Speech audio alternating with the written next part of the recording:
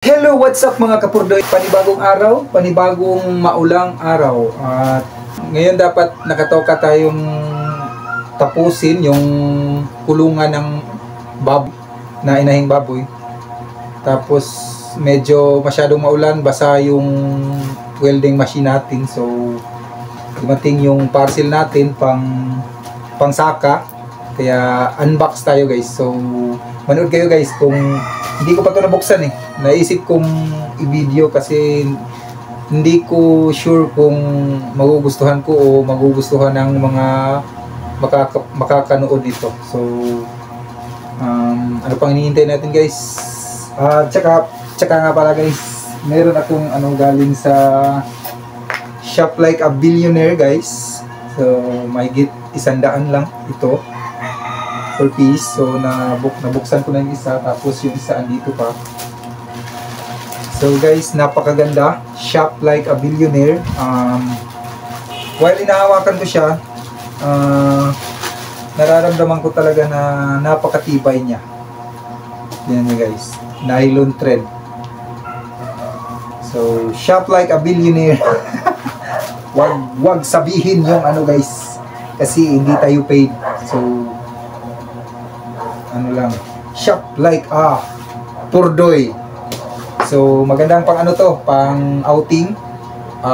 Matutulog kayo sa gubat, tapos dala lang kayo ng kumot, kahit lang, yung net, mosquito net.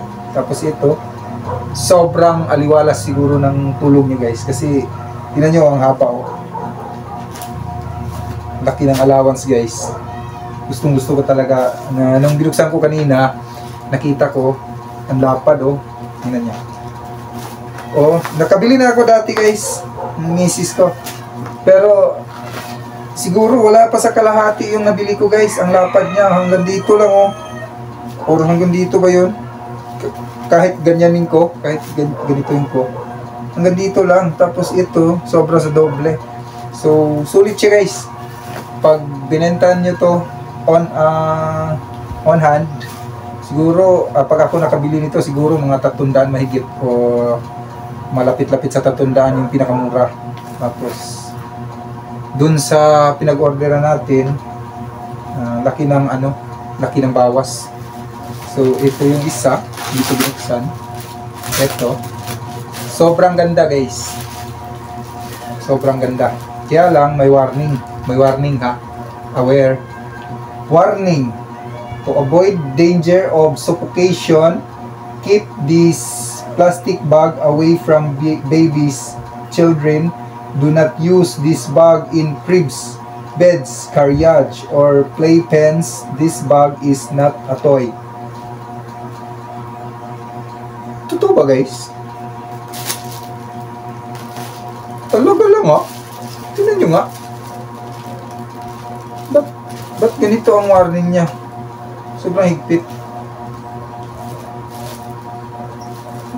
Siguro ganito na talaga yung mga plastic ngayon guys, kasi sa nabasa ko sa balita, Philippines is the #1 most plastic garbage contributor in the world.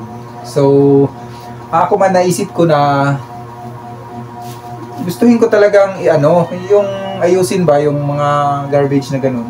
Hindi mo pwedeng sunugin, hindi mo pwedeng itapon. Anong gagawin guys? So kailangan magkaisa yung LGU tsaka yung barangay dito kasi nasa bundok tayo So kung hindi i-organize ng gobyerno sa lungsod na ayusin yung garbage namin dito sa bundok, walang mangungulekta, walang hindi kasi hindi kami madidisiplina. Kasi pag dumami yung garbage namin, talagang itatapon. So pag may nangolekta, so gagawa sila ng paraan, siguro mangolekta din sila ng fee. Pwede naman yun, depende. Kasi kami dito, kung hindi man ako, marami pa rin tinatapon sa tabi. Tapos pag umulan, pupunta sa dagat, pupunta sa sapa. Tapos pagdating ng sapa, pupunta ng dagat. Eh, saan pa ba? Alangan namang umakyat sa bundok yung tubig, di ba? Pag bumaha. So, yun yung dapat simulan. Dito yun sa bundok. Tapos, mag-strict sila sa city. Tapos, iakyat nila sa bundok. Tapos, hindi naman yung stricto na huhuli nila tapos pagmumultahin. Anong magagawa ng mga katulad namin? So, ang gagawin nila dapat, gagawa sila ng mga plataforma na yung barangay dapat may issue o yung gobyerno dapat maglagay ng ng mangongolekta na truck, tapos pondohan nila, tapos bahala na sila kung pagbabayarin nila yung mga mga homeowners, yung mga nakatira sa barangay, mariresolba naman yun pag pinag-uusapan ng mga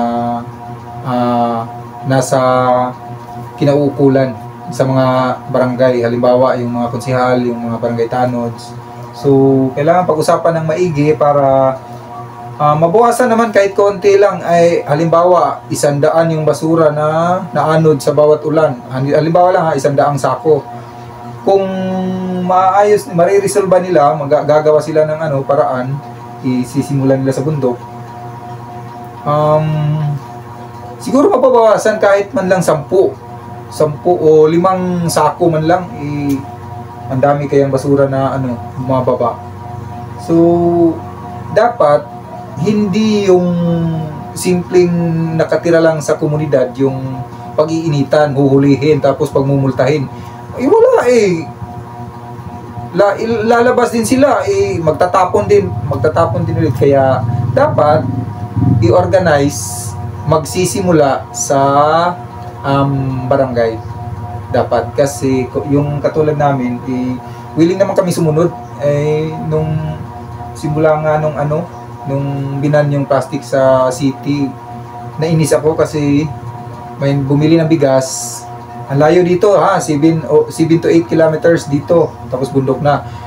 Bumili ng bigas sa city, papunta dito, dumaan sa tindahan ko, bumili ng saging. Pag akyat niya sa motor niya, natapon yung 5 kilo kasi papel yung nilagyan.